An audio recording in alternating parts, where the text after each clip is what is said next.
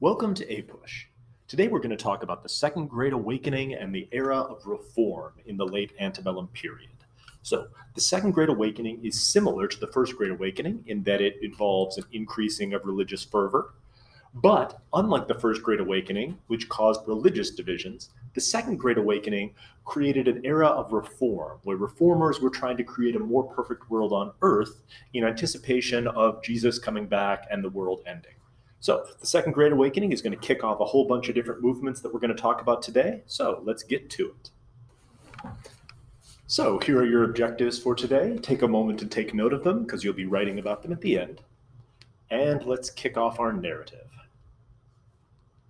So, a number of different reform movements started during this time period to address some of the various problems that the United States was facing in the mid to late antebellum period. Obviously, the market revolution had profoundly changed the way that people worked. And as we started to see increasing technology and increasing use of factories, this started challenging the traditional guilds and artisans who had made stuff previous to this. Previously, most products were made by skilled craftsmen who would work more or less independently to create whatever they were making, barrels or plows or whatever. Now we're starting to see machines allowing people to make much more precise and honestly high quality goods without that same level of training. And so this, of course, displaces these artisans and creates a whole new group of wage laborers who have much less power over their work and in general are paid much less. So we start to see the birth of this labor movement with this idea that large business owners are controlling politics, as we see here. Look, it's Satan controlling the ballot box. And so these workers need to unite together in order to create some protection for workers who now really are mostly replaceable and so don't have much political power. All of this we see happening because, of course, of the market revolution and the Lowell system and all the stuff that we talked about previously. And so this leads to the creation of labor unions and strikes. In the beginning, we started to see a national trades union, the idea that all workers could unite together. And the Massachusetts Supreme Court originally did support this through the case Commonwealth v. Hunt. But the U.S. Supreme Court is going to repeatedly rule against workers. And so the battle over how much labor organization is allowed is going to be one of the fundamental economic and judicial battles of American history, going all the way up into the progressive era in the 1900s. What you do see successfully is individual groups of workers striking. So, for example, a group of female textile workers in Pittsburgh ended up being, they were going to be forced to work a 12-hour day, and so they refused and struck. And so the factory owners locked them out, and they took up axes and broke into the factory and occupied it and shut it down. And so the 10-hour workday became the law as a result, and we see sort of this individual action by groups of workers in single factories, but we don't yet see broad labor unions uniting groups of workers together. We also see the rise of utopian societies during this time period. The combination of the displacement and the chaos of the market revolution, coupled together with the economic hardship of the Panic of 1837, leads to whole groups of people to try to withdraw from society and create this new perfect world where they don't have to worry about things like factories and economic downturns and panics and bank closures and speculation. All of these ideas were imported from Europe. So, for example, the French philosopher Charles Fourier created this idea that what if you brought all workers together in this perfect community, and then they could all work equally and share the profits of their labor? Fourier was a utopian socialist who believed that once everyone adopted his platform, then the seas would turn to lemonade and everything would be wonderful. And so this led to a group or a movement called communalism. The idea that people join together in these equal sort of communes, all working for the common good. Robert Owen was a wealthy industrialist from Scotland who founded a number of these communities to try to prove that this communalism worked. New Harmony was probably the most famous, but there were a variety of other ones in a number of other places. Unfortunately, none of these communities worked and survived. Because it turns out if there's no real incentive for workers to work because the fruits of the labor are shared equally, then people are going to not work very hard. And as this happens, the communities tend to fall apart and collapse. We also see some moral communalist communities. For example, a religious group called the Shakers decided that relations between men and women were causing all of society's problems. And so they created a completely celibate commune in which all sorts of sexual activity was forbidden. But they understood, of course, that people had urges. And so they had these mass dances for people to get rid of all their sexual urges. So here we see some Shakers dancing. Here we see some other Shakers dancing. For what I hope are obvious reasons, the Shakers did not survive, but they sure did have a lot of fun dances while they tried this experiment.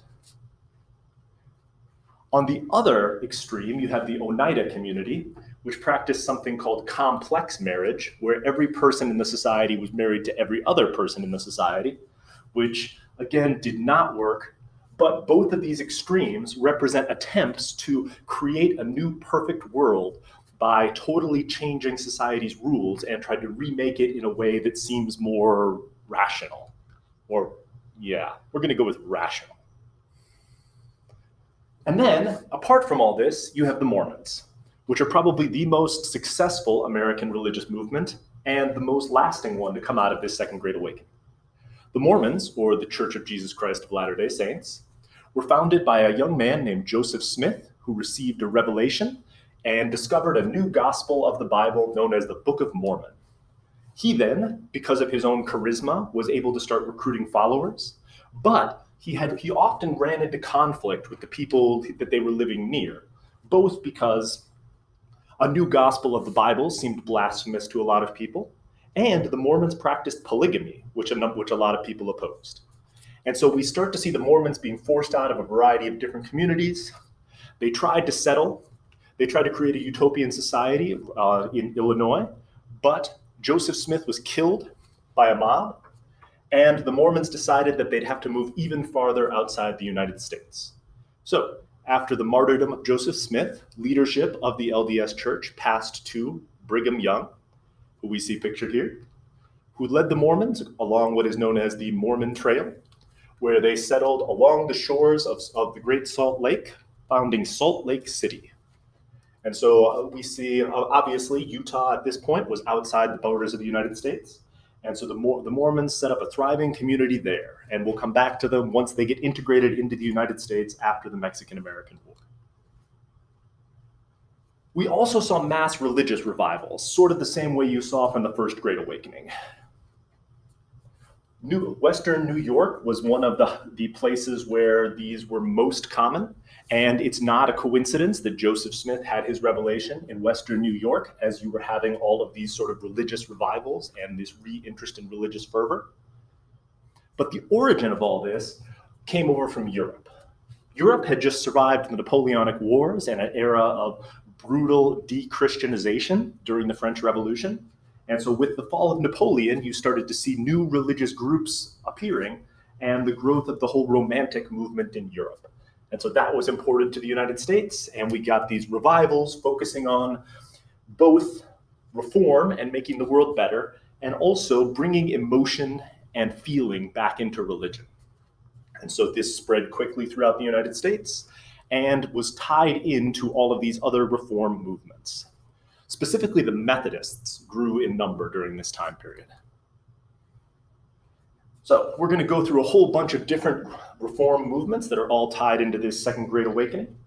All of this is designed to make the world a better place before Jesus comes back. The world ends, and we either go to heaven or hell based upon, our faith/actions. Dorothy Dix is going to try to reform prisons by going undercover in a prison and basically reporting on the terrible conditions there. And so she is going to try to do more to reform prison conditions and to begin to advocate for better mental health care. So we have Dorothy Dix. We also have the growth of the temperance movement. The temperance movement was an attempt to convince people to drink less. People in the United States at this time period were just ridiculously drunk, drinking at most hours of the day. And so the temperance movement was an attempt to curb the overuse of alcohol, both by framing it as a moral problem, but also trying to push legal solutions. And so what we start to see is a variety of different states passing laws to try to shut down bars and limit people's access to alcohol. The 15-Gallon Act is my favorite one. It made it so you could not buy alcohol in quantities less than 15 gallons, which meant that rich people could still buy a ton of alcohol, but it was out of reach for the poor people.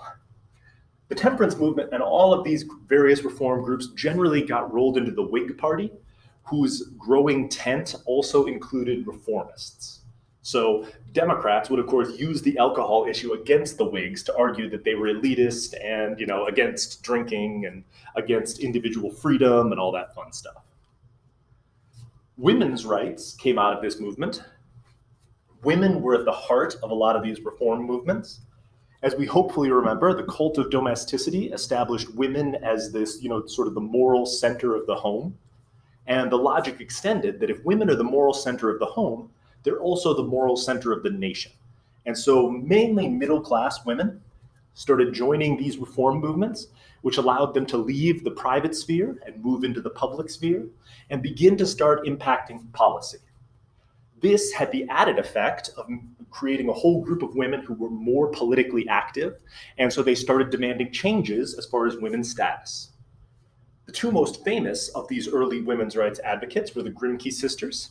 Sarah and Angelina Grimke were the daughter of were daughters of a South Carolinian plantation owner.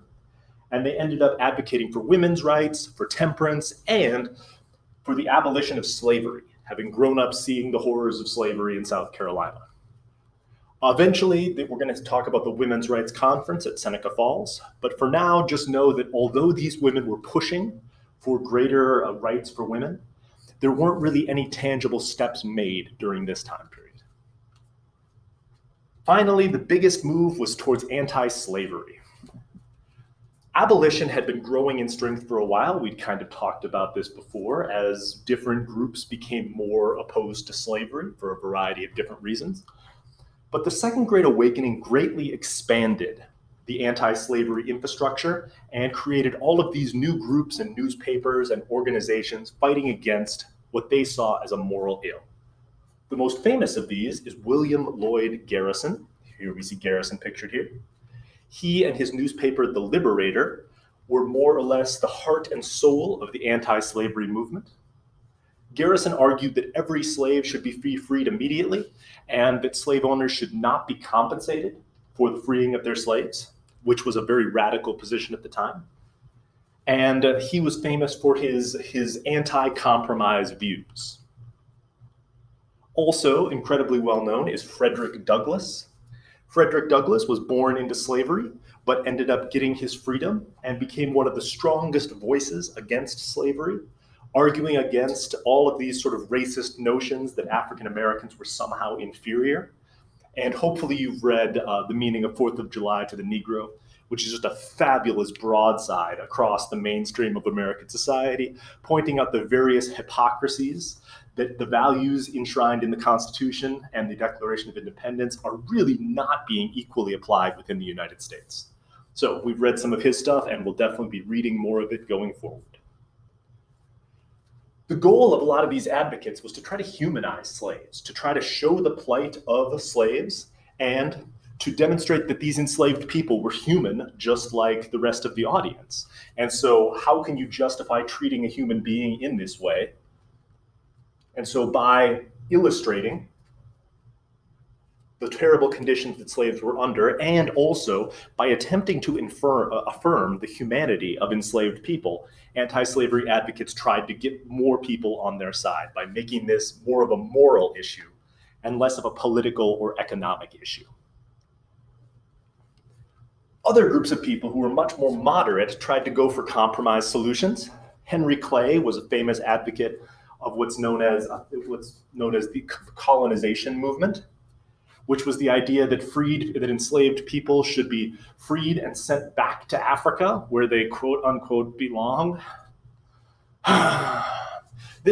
Although this appealed to a lot of racist people, or more racist people, it's in the end not a particularly effective solution, because one, it implies a level of racism that African Americans and white people could never actually live together in peace, which is really problematic. Secondarily, none of these enslaved people had ever been to Africa. They were from all over in Africa. And so, although the Colonization Society did buy some land on the coast of Africa and create a new country called Liberia, where they shipped freed slaves to, no one ever really followed up on this, and the whole product really did fail. Although Liberia is still a country today, which is interesting. So this is the colonization movement in the American Colonization Society. It's a problem. You also saw a massive backlash against abolitionists, including specifically violence against abolitionists, especially in border states and the new sort of Western states like Ohio and Indiana. These states were incredibly racist and were worried about freed slaves coming and living amongst them, and so they would attack abolitionists or freed slaves. Most famously, Elijah Lovejoy had his newspaper press burned down several times before he was eventually killed. So here's the burning again, a mob burning of Elijah Lovejoy's printing newspaper business, and then eventually he would die for his anti-slavery beliefs. So this leads us to the end of the Second Great Awakening. Take a moment and make sure you can provide substantive answers to each of these things. And when we come back, we'll talk about a little bit about transcendentalism and then finish up the unit.